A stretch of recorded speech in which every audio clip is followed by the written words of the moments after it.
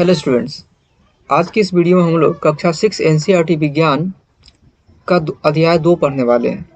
पिछले वीडियो में हम लोगों ने अध्याय 1 के सभी प्रश्नों का हल कर लिया था और आई होप आपको वो समझ में आ गए होंगे और उससे आप नोट भी कर लिए होंगे। आप उसे नोट करते चले, जिससे कि आपको बहुत फ़ायदा होगा। एग्ज़ाम के टाइम के लिए भी प्रिपरेशन कर सकते हैं और अच्छे से फेयर हो जाएगी। ठीक है, चलिए तो हम लोग देखते हैं आज की इस वीडियो में अध्याय 2, जिसका नाम है भोजन में क्या क्या आता है, मतलब भोजन के रूप में क्या क्या खाया जाता है। ठीक है, तो हम देखेंगे कि भोजन में क्या क्या होता है। ठीक है, और इससे रिलेटेड जितने भी प्रश्न हैं उसकी उत्तर देने की कोशिश करेंगे। ठीक है, अध्याय 2 में जितने भी प्रश्न उत्तर होंगे सभी का आंसर इसमें मिल जाएगा आपको। तो वीडियो को शुरू से अंत तक जरूर देखें। अगर आपको नोट करना है तो आप नोट भी कर सकते हैं। वेबसाइट का लिंक डिस्क्रिप्शन में दिया गया है, वहाँ से जाके आप लिख सकते हैं या पीडीएफ के रूप में डाउनलोड कर सकते हैं। तो हम लोग देखते हैं इस अध्याय 2 के जितने भी प्रश्न उत्तर है उसको, जिसमें सही विकल्प को चुनें। और यहाँ पर क्वेश्चन है आलू में उपस्थित होता है और 4 ऑप्शन दिया गया है। ठीक है, 4 ऑप्शन दिया गया, इसमें से सही आंसर को चुनना है। ठीक है, यहाँ पे चौथा मिसिंग है, कोई दिक्कत नहीं। आपने अगर इस चैप्टर को पढ़ा हो तो उसमें देखे होंगे कि आलू में उपस्थित होता है, तो आलू में उपस्थित होता है मंड। ठीक है, तो इसमें सही का चिन्ह हम लगा देंगे या यहाँ पर लिख देंगे उत्तर 1 नंबर मंड। ठीक है, यहाँ पर लिख दिए। इसी प्रकार से ख है, घेगा रोग किसकी कमी से होता है। तो जिसका आंसर है, आपने अगर किताब पढ़ा हो, अगर आपने इस चैप्टर को पढ़ा हो तो आपने देखा होगा कि घेगा रोग किसकी कमी से होता है। तो घेगा रोग होता है आयोडीन की कमी से। ठीक है, आयोडीन की मात्रा अगर शरीर में कम हो तो उससे घेगा रोग होता है। और आयोडीन नमक में होता है, इसीलिए शुद्ध आयोडीन युक्त नमक ही खाए। ठीक है, ग है, रुक्षांश के मुख्य स्रोत है। तो इनमें से जो ऑप्शन दिया गया चावल, बेसन, जल, ताजे फल और सब्जियां, इनमें से रुक्षांश का मुख्य स्रोत कौन है। तो हम लोग लिखेंगे इसका आंसर उत्तर 4 नंबर। ठीक है, ताजे फल और सब्जियां। ठीक है, और सब्जियां, राइट। इस प्रकार से हमने इसे बनाया। अब देखते हैं हम लोग अगला सवाल। तो अगला सवाल हम इसका देखते हैं जो है घ।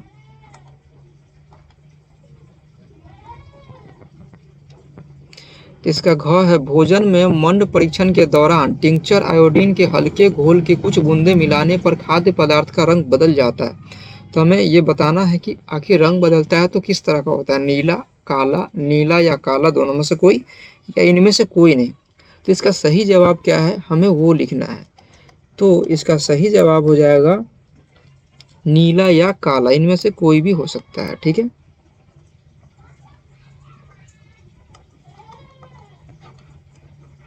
नीला या काला। ठीक है, इस प्रकार से इसे लिख दिया आंसर। अगला सवाल, अंग है, ऊर्जा देने वाले पोषक तत्व कहलाते हैं। इनमें से क्या कहलाते हैं, वसा, कार्बोहाइड्रेट, वसा एवं कार्बोहाइड्रेट, इनमें से कोई नहीं। अब इसका सही जवाब आपको बताना है। अब अगला सवाल है 2 नंबर, जिसमें कहा जा रहा है मिलान कीजिए। ठीक है, इनसे इनको मिलान करना है। ठीक है, चलिए हम देखते हैं। यहाँ पर मिलान करना है, विटामिन ए से कौन सा रोग होता है उसके बारे में बताना है। ठीक है, तो विटामिन ए से होता है दृष्टिहीनता। ठीक है, दृष्टिहीनता, विटामिन ए की कमी से आँख का रोग होता है। विटामिन बी की कमी से कौन सा रोग होता है, तो विटामिन बी की कमी से होता है बेरी बेरी रोग। ठीक है, बेरी बेरी। इस प्रकार से हमने इसको मिला दिया। फिर विटामिन सी की कमी से हमें हो सकता है कौन सा रोग, तो स्कर्वी। ठीक है, विटामिन सी की कमी से होता है स्कर्वी। समझ में आ गई। विटामिन डी, अब देखते हैं विटामिन डी की कमी से हमें हो सकता है रिकेट्स नामक रोग। ठीक है, रिकेट्स नामक रोग। फिर है आयोडीन, आयोडीन की कमी से घेगा रोग होता है, जो हमने पिछले सवाल में भी देखा था, घेगा रोग। समझ में आ गई। इस प्रकार से मिलान कर लिया। तीसरा है, इनमें से सही कथन को यहाँ पर हम सही कथन को सही के रूप में लिख देते हैं कि हाँ ये सही लगा देंगे, ठीक है। और आप देख लेना कहीं एस हो सकता है बुक में लिखा हुआ, तो एस लिखना या सही के निशान हो तो हम सही दे देंगे, ठीक है। चलिए अब हम लोग का देखते हैं कि केवल चावल खाने से हम अपने शरीर की पोषण की आवश्यकताओं को पूरा कर सकते हैं, ये सही है या गलत है। तो इसे हम लिखते हैं, तो ऐसी बात नहीं है, सिर्फ चावल खा के हम शरीर कि पोषण की आवश्यकताओं को पूरा नहीं कर सकते, तो ये गलत है, तो हम इसे गलत का चिन्ह लगा दिए। संतुलित आहार खाकर अभावजन्य रोगों की रोकथाम की जा सकती है, तो सही बात है, अगर हम संतुलित आहार खाएंगे तभी ही हमें रोगों से मुक्ति मिलेगी, ठीक है। ग शरीर के लिए संतुलित आहार में नाना प्रकार के खाद्य पदार्थ होने चाहिए, ये बात भी सही है, संतुलित आहार में विभिन्न नाना प्रकार मतलब विभिन्न प्रकार के भोजन होने चाहिए। घ है शरीर को सभी पोषक तत्व उपलब्ध कराने के लिए केवल मांस पर्याप्त है, तो ऐसी बात नहीं है, सिर्फ मांस खाने से सभी पोषक तत्व हमें प्राप्त नहीं होगा, ठीक है। इसको सही से लिख देते हैं, क्या हो जाएगा यहाँ, मांस खाने से सभी पोषक तत्व की प्राप्ति नहीं होगी, ठीक है। ठीक है, अब हम अगला सवाल देखते हैं, इसका जो है 4 नंबर, 2 ऐसे खाद्य पदार्थों के नाम लिखिए जिनमें निम्नलिखित पोषक तत्व मात्रा में, यहाँ पर छूटा हुआ है प्रचुर मात्रा में होगा, ऐसा करके होगा प्रचुर मात्रा में उपलब्ध होते हैं, जैसे कि वसा, मंड, आहारी रेशे, प्रोटीन। तो वसा हमें ऐसे कौन से खाद्य पदार्थ है जिनसे मिलता है उसे लिखना है, तो वसा हमें नारियल तेल और सोयाबीन तेल से मिलता है, तो इसे हम लिख देंगे यहाँ पर नारियल तेल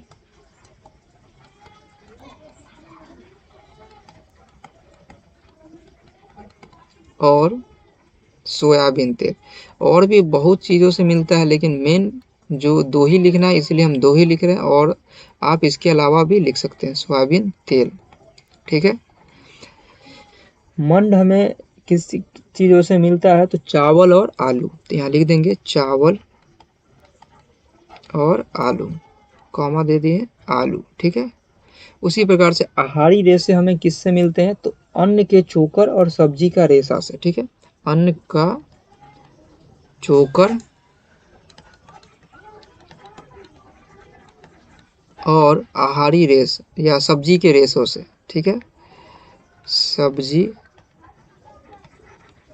के रेशों से,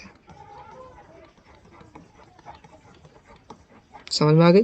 प्रोटीन हमें किस किस चीज़ों से मिलता है, तो अंडा और गेहूं मुख्य रूप से है, अंडा और गेहूं, इसके अलावा भी बहुत चीज़ों से मिलता है, लेकिन हमें 2 ही लिखना है, इसीलिए हम 2 ही लिख रहे हैं, ठीक है। अगला सवाल है, निम्नलिखित के नाम लिखिए पोषक तत्व जो मुख्य रूप से हमारे शरीर को ऊर्जा देते हैं, तो ऐसा कौन सा पोषक तत्व है जो हमें शरीर को ऊर्जा देते हैं, तो वो है संतुलित आहार। क्या है, संतुलित आहार, तो यहाँ लिखेंगे उत्तर संतुलित आहार, संतुलित आहार, समझ में आ गई। अगला सवाल है, पोषक तत्व जो हमारे शरीर की वृद्धि और सुरक्षा के लिए आवश्यक है, तो इसका आंसर क्या हो जाएगा, तो इसका आंसर है संतुलित आहार, इसका भी आंसर होगा, ठीक है। संतुलित आहार खाने से हमें शरीर की वृद्धि और सुरक्षा होती है, ठीक है, संतुलित आहार, समझ में आ गए। अगला सवाल देखते हैं इसका,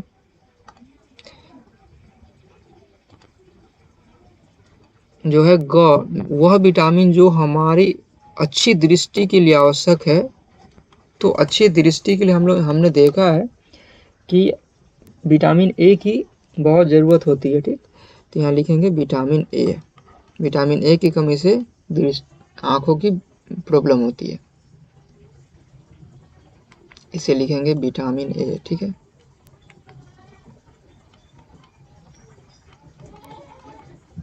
विटामिन ए। उसके बाद घ है, वह खनिज जो अस्थियों के लिए आवश्यक है, उसका क्या आंसर हो जाएगा, तो अस्थि के लिए मुख्य रूप से कैल्शियम की आवश्यकता होती है। अगर कैल्शियम अगर प्रचुर मात्रा में आपके शरीर में है तो अस्थियों की प्रॉब्लम नहीं होगी, ठीक है। तो यहाँ लिखेंगे कैल्शियम, समझ में आ गई, कैल्शियम। अब अगला सवाल देखते हैं इसका। अगला सवाल है हमारे भोजन के प्रमुख पोषक तत्वों के नाम लिखिए, ठीक। तो हमारे भोजन के प्रमुख पोषक तत्व के नाम इस प्रकार से है जो हम लिखेंगे अभी, जो कि हो जाएंगे कार्बोहाइड्रेट, वसा, प्रोटीन एवं विटामिन, ठीक है। हम इनको यहाँ लिख भी देते हैं, कार्बोहाइड्रेट,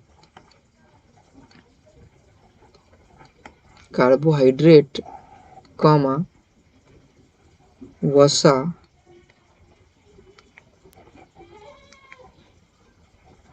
वसा, कॉमा प्रोटीन एवं विटामिन, ठीक है, विटामिन। समझ में आ गए। इस प्रकार से हमारे भोजन के मुख्य पोषक तत्व हैं कार्बोहाइड्रेट, वसा, प्रोटीन एवं विटामिन।